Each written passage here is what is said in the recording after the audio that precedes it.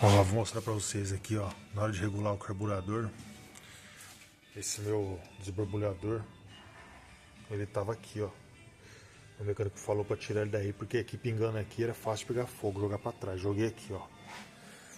Aí ficou melhor ainda, porque a linha de combustível antes ela corria aqui na frente, ó, dava a volta aqui, passava aqui embaixo desse cano aqui, ó, ia lá pro carburador. Tá vendo? Então ela ia por lá e eu entrava ali, ó. Aí agora eu joguei ela por trás, então não passa em nada que pode pegar fogo já.